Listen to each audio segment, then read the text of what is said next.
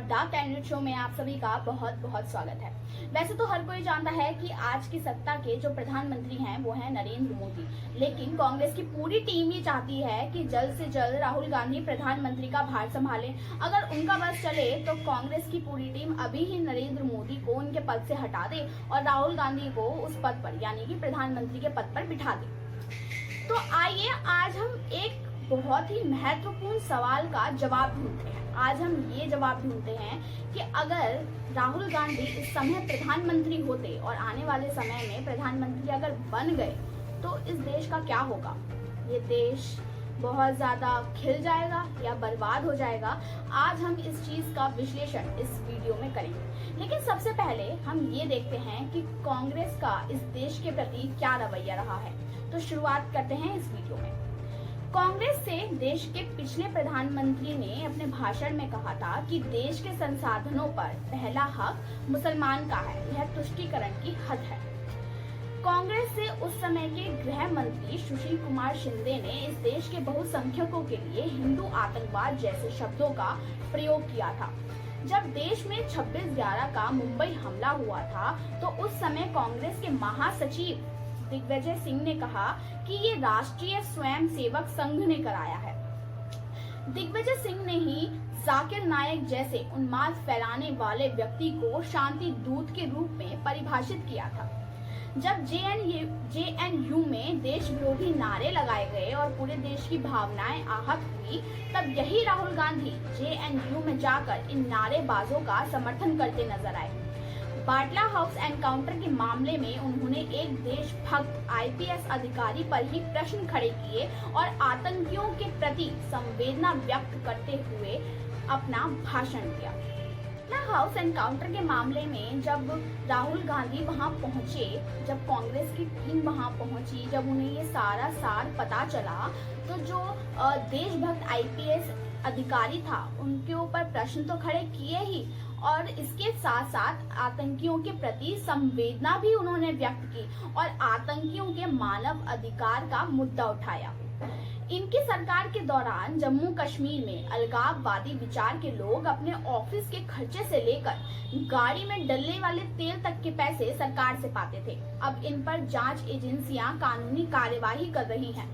Congress party कभी भी देश हित के मुद्दे तक पर भारत सरकार के साथ खड़ी दिखाई नहीं देती और सर्जिकल स्ट्राइक जैसी घटना के लिए सबूत मांगती है। इनकी पार्टी के सदस्य रहे मणिशंकर अय्यर जैसे व्यक्ति पाकिस्तान जाकर कहते हैं कि मोदी को हटाना होगा। कांग्रेस पार्टी की सरकार जितने भी राज्यों में रही है, तुलनात्मक रूप से उनकी स्थिति खराब ही रही है। इसका कारण है कि कांग्रेस ने काम से ज्यादा लोकप्रियता हासिल करने हेतु तमाम परियोजनाओं का उद्घाटन तो किया, परंतु 70% से अधिक योजनाएं पूरी नहीं कहीं। यही हाल उन्होंने रेलवे में भी किया था। कांग्रेस के राज बब्बर ने हाल ही में टिप्पणी में नक्सलियों को क्रांतिकारी बताया। मुझे बताइए, जो हजारों निर्दोषों की जान ले लेते हैं वो क्रांतिकारी कैसे हो सकते हैं, लेकिन कांग्रेस के लिए वो क्रांतिकारी है।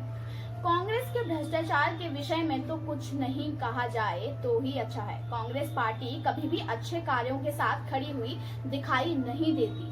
वो हमेशा आतंकवादियों, नक्सलियों, वाम उग्रवादियों, यहाँ तक कि कश्मीर में देश की सेना के विरुद्ध पत्थरबाजी करने वालों के साथ खड़ी दिखाई देती है। ऐसे में यदि राहुल गांधी प्रधानमंत्री बनते हैं तो कांग्रेस की यही सोच देश को पुनः हावी पड़ेगी।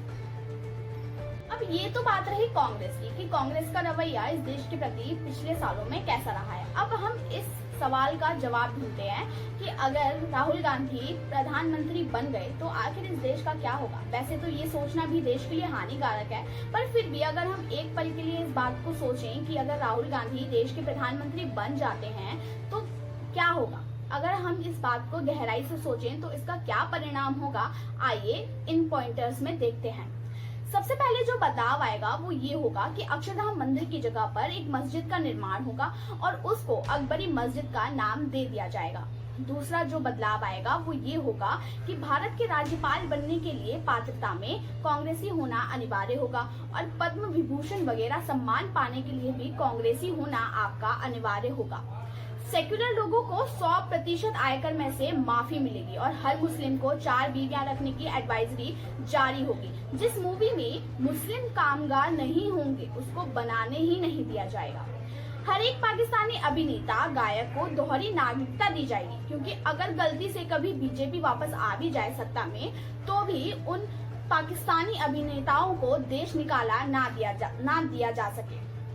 जो इसके बाद जो बड़ा बदलाव आएगा वो ये आएगा कि बाजार में मंदी छा जाएगी। यह अनुमान लगाया गया है कि यदि नरेंद्र मोदी हार जाते हैं तो बाजार में एक ही दिन में 20 से 30% की मंदी आ सकती है। जो इसके बाद का बदलाव है वो ये है कि कड़ी मेहनत वाले मध्यम वर्ग की लागत पर गरीबों के लिए अधिक मुफ्त और अधिक सस्ते सामानों का प्रावधान करने वाले बिल पारित किए जाएंगे, जो कि आर्थिक रूप से देश को और भी अधिक खत्म कर देंगे। करों में और भी बढ़ोतरी होगी और अगली पीढ़ी हमारे देश से भागने की योजना करेगी। यूनिवर्सल बेसिक इनकम वाला आइडिया लागू किया जाएगा, पर मुख्य शर्त होगी कि उस व्यक्ति को कांग्रेस का सभ्य बनना पड़ेगा और इसका बोझ भी मध्यम वर्ग को ही उठाना पड़ेगा। जैसा कि कांग्रेस का वादा है, राहुल गांधी का वादा है कि वे निजी क्षेत्र में आरक्षण शुरू कर देंगे, इसलिए उद्योग जैसे कि आईटी शायद जाति के आधार पर लोगों को भर्ती ना करे, कि उनके कौशल के साथ उत्पीड़ित होकर कोई और वैकल्पिक विकल्प या दूसरे देशों की तलाश करना शुरू कर देंगे इस देश की जनता। और जो फिर बदलाव होगा वो ये होगा कि सभी पड़ोसी देशों से अवैध अप्रवासी मुख्य रूप से बांग्लादेश से वृद्धि होगी। चीन धीरे धीरे पूर्वी भारत पर कब्जा करेगा, क्योंकि भारत में और अधिक उदार कूटनीतिक नीतियां होंगी। OBOR में भारत एक भागीदार के रूप में जुड़ेगा और $10 बिलियन की लोन ली जाएगी। पाकिस्तान आक्रामक हो जाएगा और ये उसके लिए अच्छा मौका हो सकता है, क्योंकि उसे कश्मीर मिल जाएगा और हम कश्मीर को खो देंगे। वे एक अलग देश बन जाएगा, क्योंकि उनके पास इसके लिए लड़ रहे राजनेताओं के अपने समूह हैं। इसके बाद जो बहुत बड़ा बदलाव आएगा वो ये होगा कि अधिक अल्पसंख्यक सुखदायक चरमपंथी कानूनों की शुरुआत, जैसी शरीयत कानून शामिल हो जाएगा। यह बहुत सारे पार्टियों में चर्चा का विषय रहा है, जो खुद को शन धर्मनिरपेक्ष कहती हैं। इस कानून को अगर पेश किया गया तो ये एक मिठाई के समान होगा इनके लिए। आप कल्पना कर सकते हैं अब कि हमारे देश में महिलाओं की स्थिति कैसी होगी और मुस्लिम महिलाएं जो बहुत चिंताजनक है उनका क्या होगा।